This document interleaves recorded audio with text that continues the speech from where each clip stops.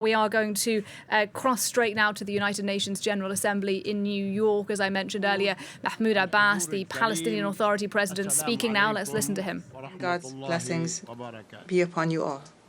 I come to you today as my people, and for almost a year now, are subjected to one of the most heinous crimes of our era. It is a crime of a full-scale war of genocide that Israel is perpetrating. Israel, the occupying state. A crime that so far has killed more than 40,000 martyrs in Gaza alone, and thousands remain under the rubble.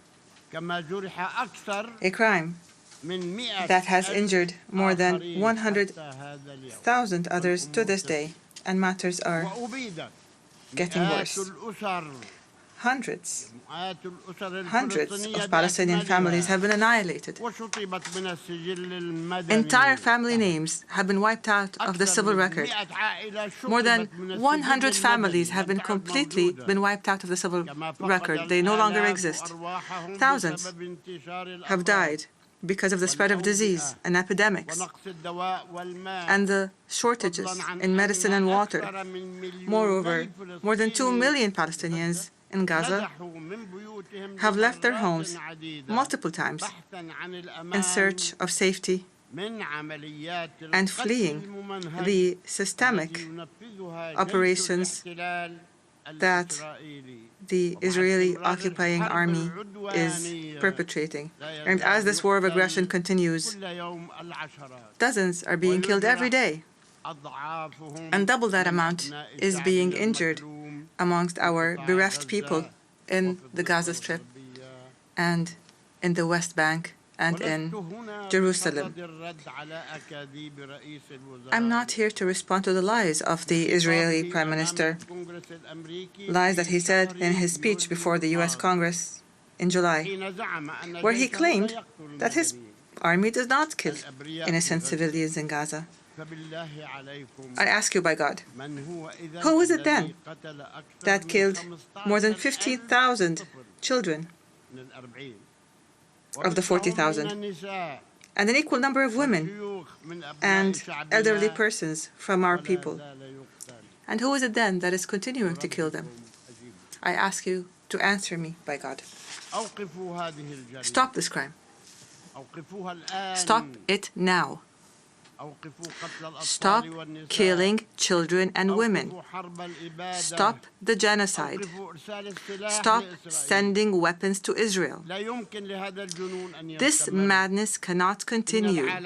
The entire world is responsible for what is happening to our people in Gaza and the West Bank. The West Bank that is under a daily and continuous Israeli aggression. It is under a vicious settlement activity. They're building everywhere in Palestine, as if all of Palestine is theirs. It is subjected to the terrorism of gangs of settlers under the patronage and support of the Israeli government and the occupying army, which destroys hundreds of houses in the lands of Palestine, not to mention what our eternal capital, Al-Quds, is being subjected to in terms of campaigns to change its nature, to Judaize it, and to aggress it and its holy sites and landmarks, to change its historic and legal status. We've recently heard a terrorist Israeli minister calling for building a temple in the Al-Aqsa Mosque. We must condemn and stop this reckless minister and those like him who want to set fire, a fire of religious conflict and strife that will burn everything in its way. The Aqsa Mosque and its surroundings, ladies and gentlemen, is the exclusive property of Muslims. This has been endorsed by a resolution taken by the League of Nations in 19 30. This was a resolution by the League of Nations, and we will accept nothing else regardless of the circumstances. Ladies and gentlemen, we have repeatedly warned here in the General Assembly that the situation in the occupied land of the State of Palestine warns of an explosion, and this explosion has happened. It happened on October 7th of last year and afterwards. And from the very first day, I stressed the need to immediately stop the war. I condemn the killing of civilians regardless of who they are and regardless of what side they were on or any people they were from. I demanded the release of prisoners and those detained by both sides. There's no need to detain women, children, and the elderly. We've said this repeatedly. To anyone who has those people detained, I called for immediately going to the negotiations table to implement the two-state solution based on international resolutions. But instead of heeding the voice of reason, the Israeli government took advantage of what happened to launch an all-out war of genocide against Gaza. It committed and continues to commit war crimes as acknowledged by the international community. They're called war crimes. Israel today is now launching a new aggression on the brotherly Lebanese people. The Lebanese people are now being subjected to a war of genocide. And Israel must stop the war in Lebanon and in Palestine. We condemn this aggression and we demand that it stops immediately. Israel has reoccupied the Gaza Strip in its entirety, and it has destroyed it almost entirely, so that Gaza is no longer fit for life. Most homes have been destroyed. The same applies to most buildings, health facilities, educational facilities, economic buildings, roads, churches, mosques, water plants, electric plants, and sanitation plants. Anybody who goes to Gaza who'd known it before would not recognize it anymore. It's no longer there. 75% of everything in Gaza has been fully destroyed. If Israel thinks that it would get away from being held accountable and punished for these crimes, then it is delusional. The international community must immediately impose sanctions on Israel. The massacres, the crimes, the genocide that Israel has been perpetrating against our people since its inception in 1948 to this very day will not go unpunished. There is no statute of limitations. Rights will never be lost as long as there are those who demand them. And despite our repeated calls and demands, the world has not succeeded in obliging Israel, this transient state, to stop this war of genocide and its war crimes against innocent civilian residents. We regret that the U.S. administration, the democracy of the world, the largest democracy in the world, obstructed 3 times draft resolutions in the Security Council demanding Israel to observe a ceasefire. The U.S. alone stood and said, no, the fighting is going to continue. It did this by using the veto. And added to that, it furnished Israel with the deadly weapons that it used to kill thousands of innocent civilians, children and women. And this further encouraged Israel to continuous aggression. As long as the U.S. is supporting it, then why not keep going, since it's already an aggressing state? This is the United States, the very country that was the only member in the Security Council that voted against granting the State of Palestine full membership in the UN. We don't deserve membership in the eyes of America, so they use the veto against it. I don't understand how the United States could insist on opposing our people, insist on depriving us of our legitimate rights to freedom and independence, as is the right of the rest of the countries, 194 countries, and we are no less than them.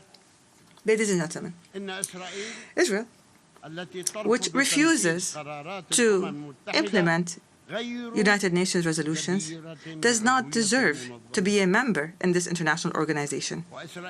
Israel, whose permanent representative in this organization says that the very building of the United Nations, and he said that this building must be removed. This building that we are sitting in right now, it must be wiped off the face of the earth. This country does not deserve to be a member in this organization. It is, from the very beginning, it has from the very beginning not fulfilled the conditions for membership.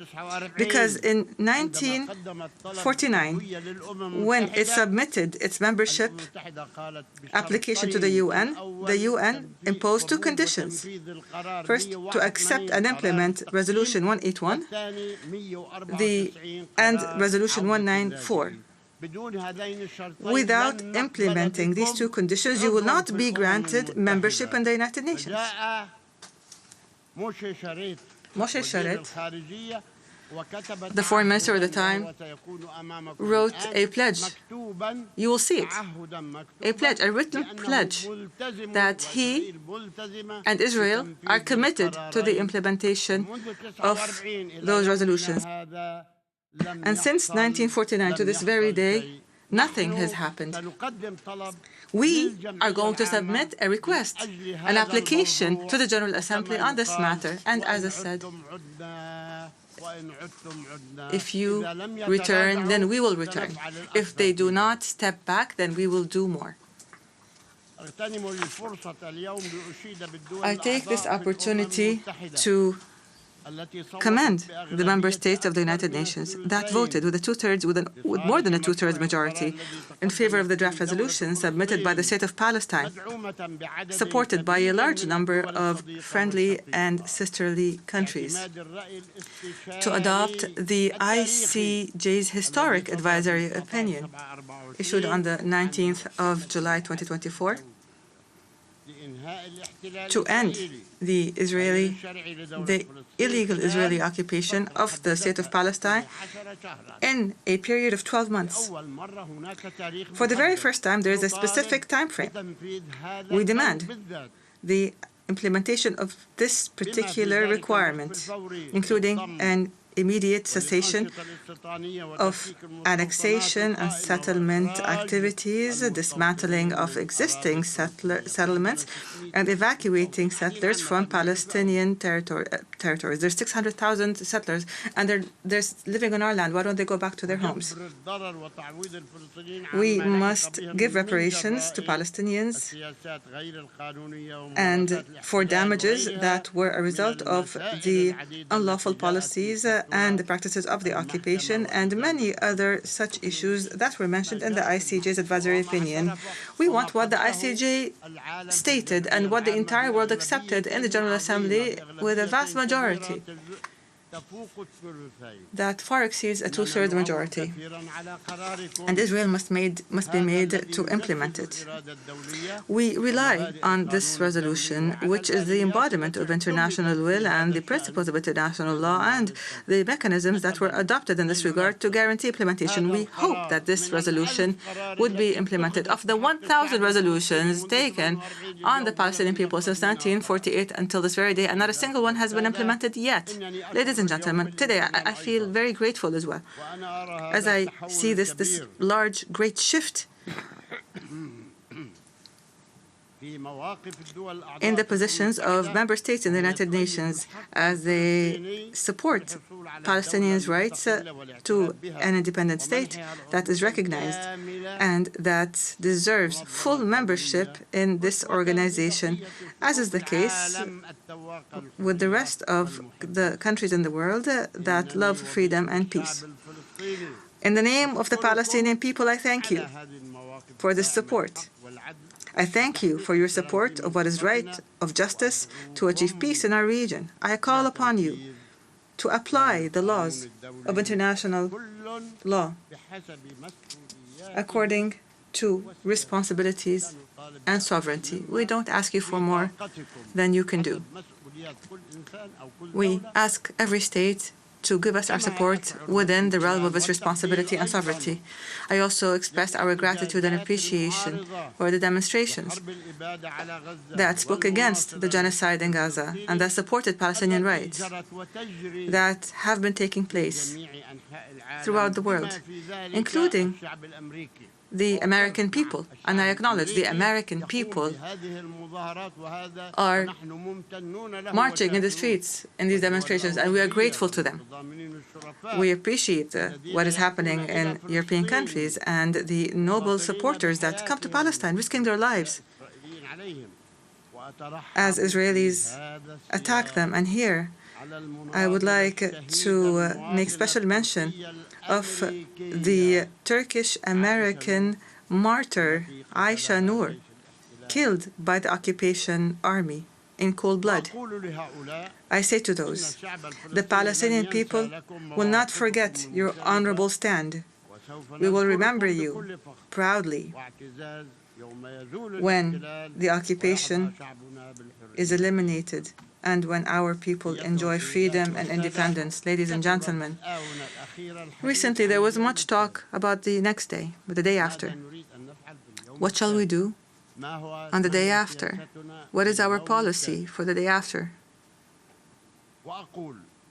And I say to you, the day after the end of the war in the Gaza Strip, I take this opportunity today to give you our view of what is needed immediately and on the day after the war ends. This is our proposal.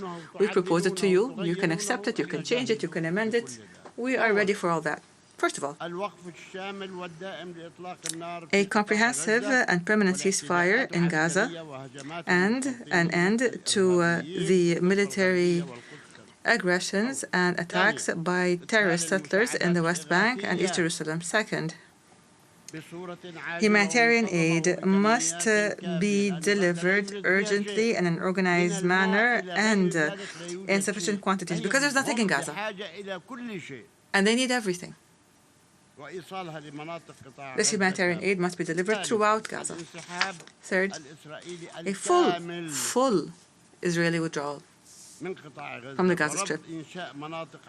We refuse the establishment of buffer zones or taking any part from Gaza. Gaza is only 7 kilometers by 40, and Israel wants to cut it up. It wants a piece here and a piece there, and we will not allow a single centimeter of Gaza to be taken.